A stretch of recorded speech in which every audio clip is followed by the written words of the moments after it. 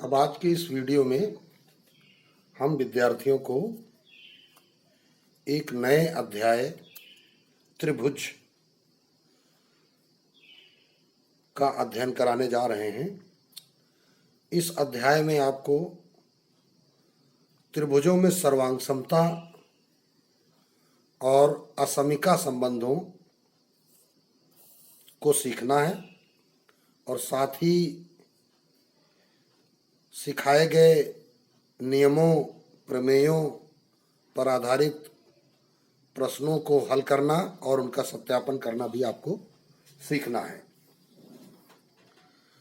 सबसे पहले बात करते हैं, यहाँ एक शब्द लिखा हुआ है सर्वांग समता। क्या होता है सर्वांग सम शब्द का अर्थ? सर्वांग सम सर्व सभी अंग भाग सम बराबर, ऐसी आकृतियां जिनके सभी भाग बराबर हों, देखने में भी और माप में भी।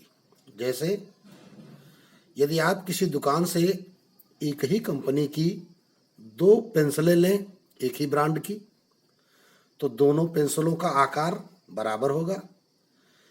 यदि आप पटरी एक ही ब्रांड की दो पटरियां लें तो उनकी लंबाई, चौड़ाई, मोटाई सारे हिस्से बराबर होंगे।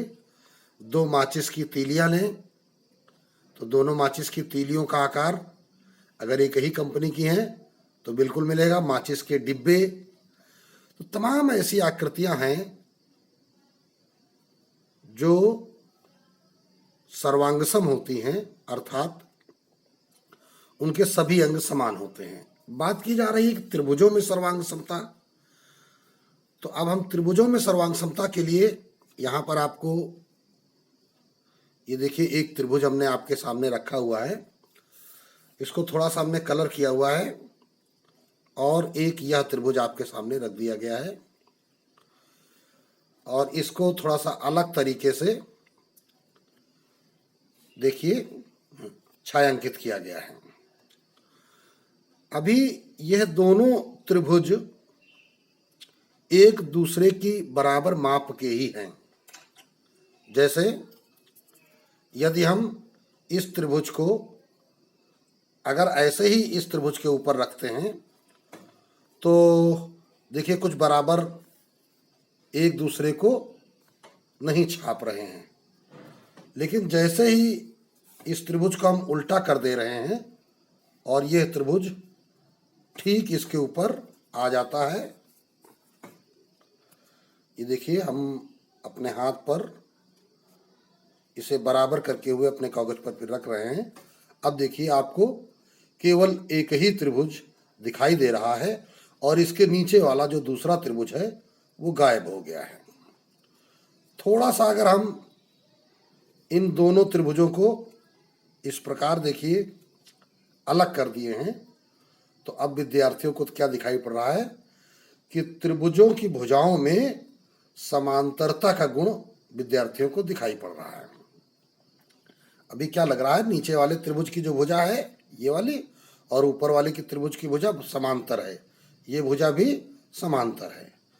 तो अगर ये भुजा और ये भुजा और इस त्रिभुज की ये दोनों भुजाएं समांतर हैं तो समांतर में हमने क्या पढ़ रखा था कि संगत कोण बराबर होते हैं। तो इसका मतलब ये कोण और ये कोण क्या हो जाएंगे, बराबर हो जाएंगे। ठीक है ना। यहाँ भी यही काम हम कर सकते हैं। देखिए कि ये रेखा और थोड़ा सा इसका ऐसे हमने कर दिया। अब देखिए दोनों त्रिभुजों के आधार आपको दिखाई पड़ रहे होंगे कि दोनों त्रिभुजों के आधार कैसे हैं, समांतर हैं। ये इस त्रिभुज का आधार और ये इस त्रिभुज का आधार। अगर ये दोनों समांतर हैं तो इसका मतलब ये कोण और ये कोण क्या होंगे, बराबर होंगे। ठीक है ना। समांतर रेखाएं होने पर, अभी हमने माप की बात नहीं की हुई है। तो इस प्रकार दो सर्वांगसम आकृतियों में विशेष गुण क्या होता है कि उसकी जो संगत भुजाएं होती हैं, अब इनको हम थोड़ा सा अलग अलग कर लेते हैं, ऐसे अलग अलग कर लेते हैं। संगत भुजाएं, जैसे ये वाली भुजा इस भुजा के बराबर होती है, ये वाली भुजा इस भुजा के बराबर होती है और ये वाली भुजा इस भुजा के बराबर। तो ये दोनों भुजाएं परस्पर संगत हैं, ये दोनों भुजाएं परस्पर संगत हैं और ये दोनों भुजाएं भी परस्पर संगत हैं। इस प्रकार इनके संगत कोण भी बराबर हैं। जैसे ये पहला कोण, ये दूसरा कोण और ये तीसरा कोण, यह भी आपस में बराबर हैं। अगर हम क्षेत्रफल की दृष्टि से देखें तो क्षेत्रफल की दृष्टि से दोनों त्रिभुजों के क्षेत्रफल भी बराबर होते हैं, अर्थात दोनों त्रिभुज समान जगह घेरते हैं। अभी हमने देखिए इन दोनों आकृतियों को क्या किया हुआ है, ये देखिए इस प्रकार एक दूसरे से सटाकर ऐसे रख दिया है, ऐसे सटा के रख दिया है। तो अब देखिए आपके सामने ये ऐसी आकृति बन जाती है और इस आकृति में ये जो बीच वाली भुजा है, ये दोनों त्रिभुजों की भुजा एक ही भुजा बन जा रही है। यहाँ पर ऐसी स्थिति में ये दोनों भुजाएं संगत भुजाएं कहलाएंगी। हालांकि इसकी दिशा इधर है, इसकी दिशा इधर है, लेकिन जब हम सर्वांगसम आकृतियों के बारे में बात करेंगे तो ऐसी दशा में ये इसके संगत है और ये इसके संगत है और आधार यहाँ पर उभयनिष्ठ हो रहा है। तो ऐसी दशाओं में अगर ये भुजा इसके बराबर हो, ये भुजा इसके बराबर हो, तो ये दोनों त्रिभुज सर्वांगसम हो जाते हैं। चलिए आगे अब नियमों को पढ़ेंगे और समझेंगे। अब हम देखते हैं, हमने दो त्रिभुज यहाँ बना लिए हैं और इनका नामकरण भी कर रहे हैं, त्रिभुज ABC और ये त्रिभुज DEF। इन दोनों त्रिभुजों में AB DE के बराबर है, BC EF के बराबर है, AC DF के बराबर है, कोण A कोण D के बराबर है, कोण B कोण E के बराबर है, कोण C कोण F के बराबर है। लेकिन अब प्रश्न उठता है कि किन्हीं दो त्रिभुजों को सर्वांगसम समझने के लिए कम से कम हमें कितनी भुजाओं या कितने कोणों की आवश्यकता है। तो इसकी जो सबसे पहले अभिग्रहित है, अभिगृहित का मतलब अवधारणा, ऐसी धारणा जिसको हम सत्य मान लेते हैं, जिसका सत्यापन नहीं किया जा सकता है, तो वो ये है कि अगर इसकी ये भुजा, कौन सी भुजा, AB और इसकी संगत भुजा DE, इसकी भुजा BC और इसकी भुजा EF आपस में बराबर है, साथ ही इनके बीच का कोण भी आपस में बराबर है, तो दोनों त्रिभुज सर्वांगसम त्रिभुज होंगे। अर्थात किन्हीं दो त्रिभुजों में उनकी दो संगत भुजाएं तथा इन भुजाओं के बीच के कोण यदि परस्पर बराबर हैं तो ऐसे दोनों त्रिभुज सर्वांगसम होते हैं। तो चलिए एक बार परिभाषा के रूप में लिख लेते हैं। यदि एक त्रिभुज की दो भुजाएं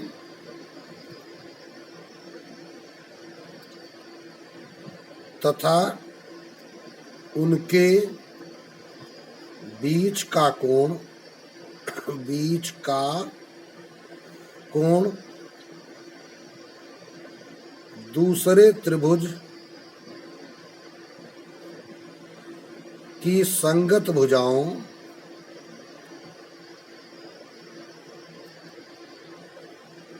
तथा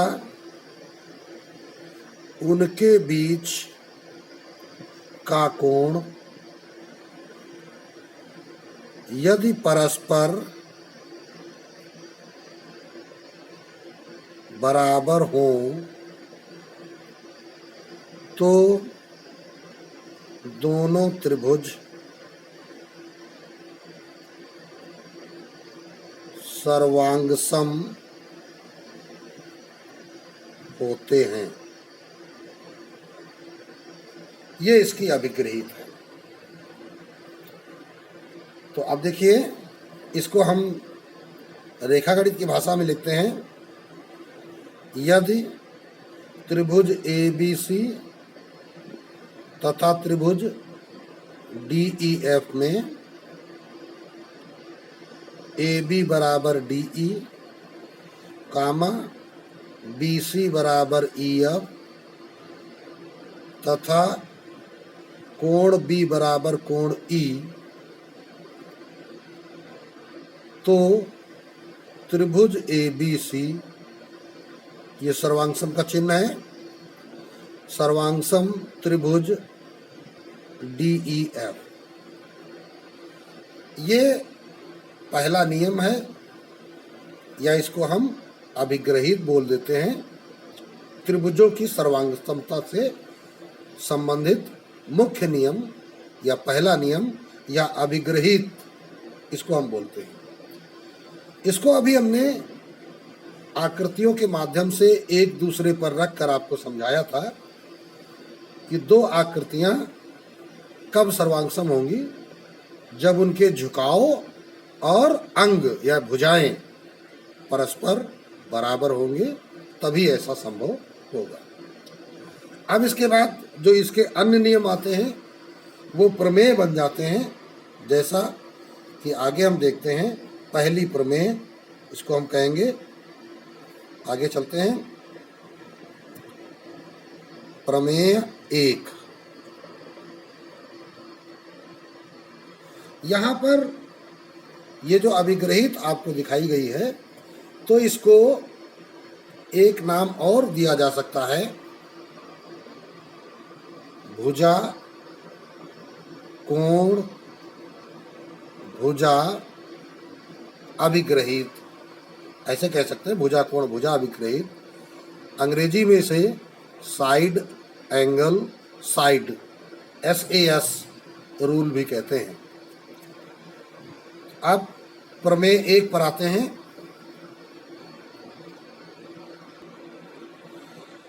यह प्रमेय 1, जिसे हम ASA या कोण भुजा कोण सर्वांगसमता कहते हैं। अभी जो हमने ऊपर अभिग्रहित पढ़ी वो भुजा कोण भुजा अभिग्रहित थी। अब ये कोण भुजा कोण, ASA से स्पष्ट हो रहा है कि दोनों ओर के कोण और बीच की भुजा। बस इसी से आप परिभाषा याद कर सकते हैं। कुछ बड़ी होती हैं परिभाषाएं। दो तरीकों से हमने इस परिभाषा को लिखा हुआ है। यदि एक त्रिभुज की एक भुजा तथा इसके सिरों पर बने कोण किसी दूसरे त्रिभुज की संगत भुजा तथा इसके सिरों पर बने कोण से अलग अलग बराबर हों, तो दोनों त्रिभुज सर्वांगसम होते हैं। फिगर में समझते हैं। ये एक त्रिभुज ले लिया है हमने, और ये दूसरा त्रिभुज है। सर्वांगसम आकृतियों में ये जरूर ध्यान रखना है कि आकृति का आकार एक साइज का ही होना चाहिए, छोटा बड़ा न किया जाए, ताकि आपको समझने में कठिनाई न हो। जैसे पहले त्रिभुज की हमने भुजा ली है BC, कहा गया ना, एक त्रिभुज की एक भुजा, तो BC। इसके सिरों पर बने कोण, तो B पर बना कोण और C पर बना कोण। किसी दूसरे त्रिभुज जिसको ले लिया गया DEF की संगत भुजा, यहाँ लिखिए, लिखा हुआ कि संगत भुजा, तो BC के संगत EF है यहाँ पर। तो ये संगत भुजा EF ली गई है और इसके सिरों पर बने कोण, तो ये दो कोण इसके सिरों पर बने हैं। अगर अलग अलग बराबर हों, क्या कहा जा रहा है, B बराबर E हो,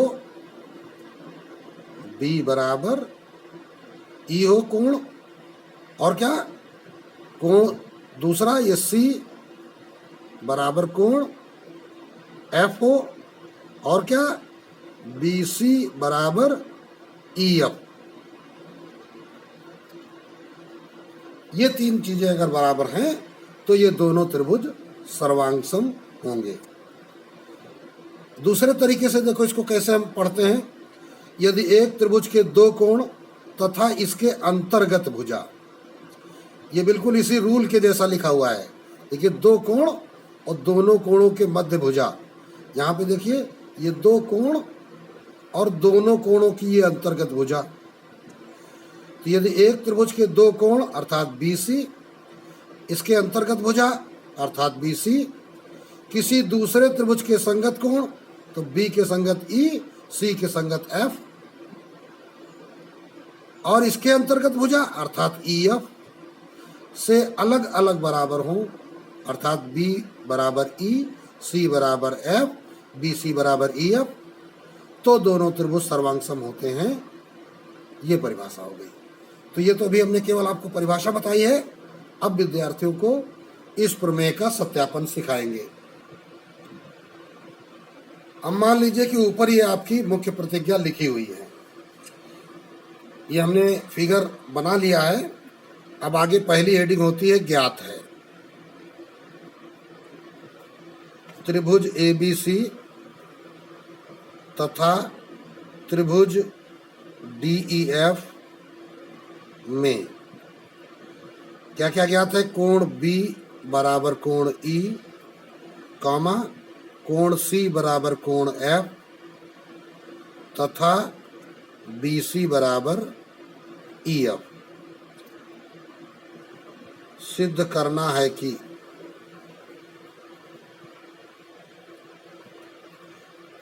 त्रिभुज ABC सर्वांगसम त्रिभुज DEF, ये आपको सिद्ध करना है। अब अगली हेडिंग आती है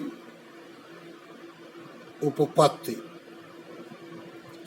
जैसा कि पूर्व में भी आपको बताया जा चुका है कि किसी भी प्रमेय की उपपत्ति हम सिखाए गए नियमों और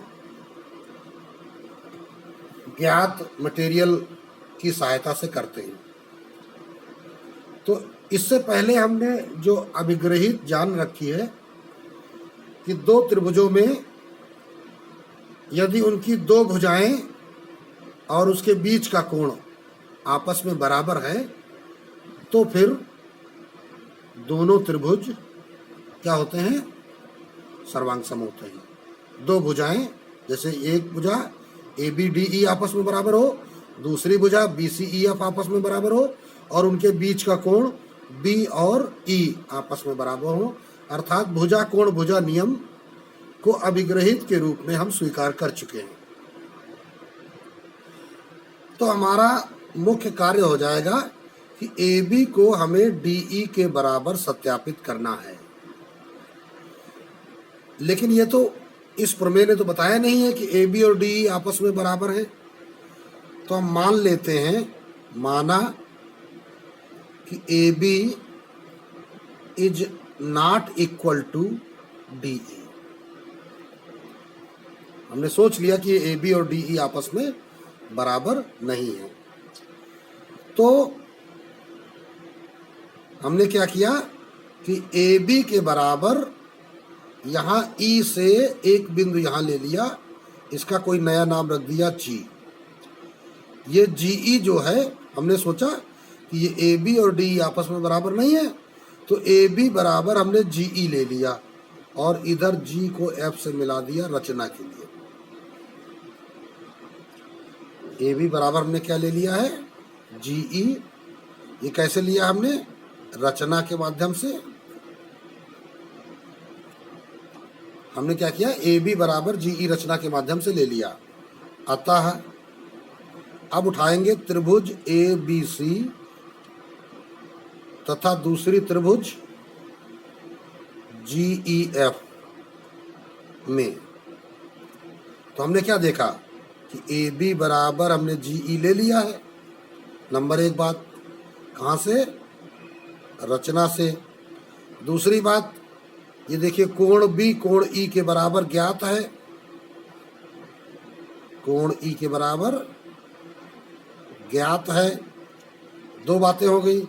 तीसरी बात, BC बराबर EF, ये भी ज्ञात है। BC बराबर EF, यह भी ज्ञात है। तो इसका मतलब क्या हो गया कि AB GE के बराबर, ये AB इस GE के बराबर, BC EF के बराबर और बीच का कोण BE के बराबर। तो अतः हम कह सकते हैं, अतः भुजा कोण, भुजा अभिग्रहित से क्या सत्यापित हो गया, त्रिभुज ABC सर्वांगसम त्रिभुज GEF। इसको डाल देते हैं समीकरण नंबर 1। ये सत्यापित हो गया कि ये दोनों त्रिभुज ABC और GEF सर्वांगसम हैं।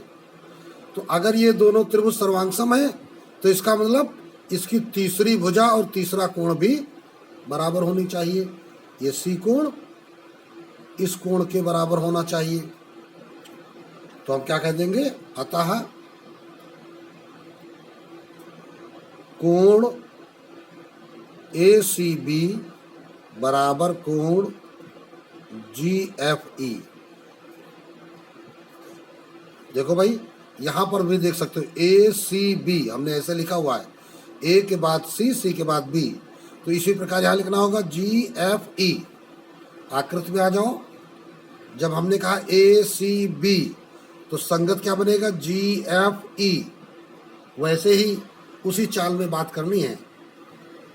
तो ACB तुम्हारा GFE के बराबर आ गया, और जबकि तुम्हें ज्ञात क्या है कि कोण C बराबर कोण F, पूरा कोण F, या इस पूरे कोण का नाम लिख लोगे, या कोण ACB बराबर कोण DFE। प्रमेय में तुमको क्या बताया गया था, प्रमेय ने कहा था कि यह कोण इस पूरे कोण के बराबर है। तो ये दोनों बातें तो एक दूसरे का विरोध कर रही हैं। प्रमेय कह रही है कि C कोण इस पूरे F के बराबर है, और तुमने सिद्ध कर दिया कि ये C कोण बस केवल इतने F के बराबर है। तो इसका मतलब हो गया कि यह केवल तभी संभव है, कब, जब ये दोनों कोण बराबर हो। ये वाला कोण जब इसको बढ़ा के इसके बराबर लाओगे तभी ये बराबर होंगे। तो अतः इसको हमने देखो नंबर 2 डाला और नंबर 3 डाला। समीकरण 2 व 3 से क्या निष्कर्ष निकल रहा है कि देखो ACB इसके बराबर, ACB इसके बराबर, इसका मतलब ये दोनों बराबर हैं। कोण GFE बराबर कोण DFE, ये बराबर होने चाहिए, बराबर हैं। और जबकि ऐसा नहीं है, जबकि ऐसा नहीं है। क्या क्या नहीं है, ये दोनों कोण बराबर है ही नहीं, फिगर में हमने अभी देखा। तो हम क्या लिखेंगे, अतः यह केवल तभी संभव है जब ये दोनों कोण बराबर हों, है ना। या दूसरे शब्दों में कहें कि GF और DF एक ही रेखा हो, या दूसरे शब्दों में कह दें कि ये G बिंदु अगर यहाँ पे चला जाएगा D पर, ये G बिंदु यहाँ से उठ के D पे चला जाएगा, तो क्या हो जाएगा, GF और DF एक ही रेखा बन जाएंगी। जब क्या लिखेंगे, G तथा D संपाती हो, है ना। G तथा D क्या होने चाहिए, संपाती। और जब ये संपाती होंगे तो दोनों एक ही रेखाएं बन जाएंगे। या आप चल लिख सकते हैं, तब GF तथा DF एक ही रेखा होंगे। तो GF और DF जब एक ही रेखा होंगे तो फिर कहा जाएगा ए बी बराबर क्या हो जाएगा, डी ई। ए बी बराबर डी ई हो जाएगा। तो ए बी बराबर जब डी ई होगा तो आप क्या कह सकते हैं, अतः चूंकि ए बी डी ई के बराबर हो गया, ये बात आ गई। समीकरण नंबर इसको डाल देते हैं 4। और क्या, कोण बी बराबर कोण ई, और क्या, बी सी बराबर ई एफ। तो अब हम कह सकते हैं अतः भुजा नियम से त्रिभुज ए बी सी सर्वांगसम त्रिभुज डी ई एफ। तो ए बी बराबर डी ई होने पर दोनों त्रिभुज क्या हो जाएंगे, सर्वांगसम हो जाएंगे। ठीक है, ये तुम्हारी प्रमेय अब सत्यापित हो गई। तो इस प्रकार इस प्रमेय का सत्यापन हो गया। इसको एक से अधिक बार जब विद्यार्थी अपनी कॉपी पर लगाएंगे तो अवश्य ही उन्हें तैयार हो जाएगी। अब देखते हैं कोण भुजा कोण प्रमेय की एक उप प्रमेय है, कोण कोण भुजा। अभी जो प्रमेय थी वो थी कोण भुजा कोण, भुजा बीच में थी, अर्थात एक ही भुजा के दोनों सिरों पर बने कोण होते थे। अब की बार दो क्रमागत कोण और कोई अन्य भुजा, जैसे फिगर बनाते हैं हम। ये एक त्रिभुज ले लिया गया है ए बी सी, और ये दूसरा त्रिभुज ले लिया गया है डी ई एफ।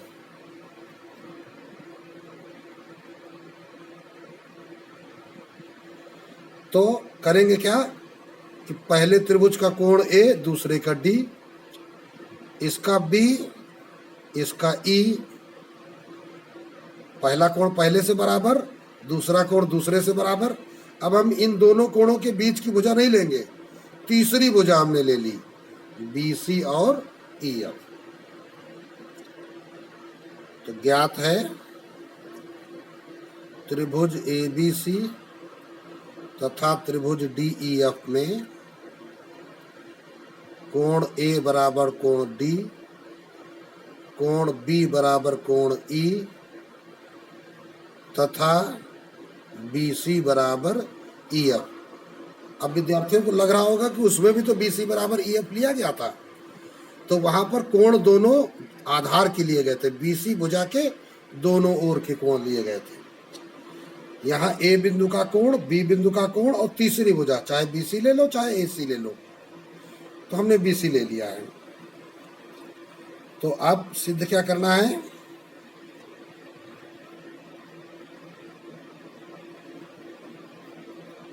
त्रिभुज ए बी सी सर्वांगसम त्रिभुज डी ई एफ। आते हैं उपपत्ति पर। अब अभी तक आपने कौन कौन से नियम सीख रखे हैं। एक तो अभिग्रहित सीखी। अभिग्रहित क्या थी, भुजा कोण भुजा। और उसके बाद आपने एक प्रमेय सीखी हुई है, कोण भुजा कोण। इतना कार्य आप सीख चुके हैं सर्वांग समता के अंतर्गत।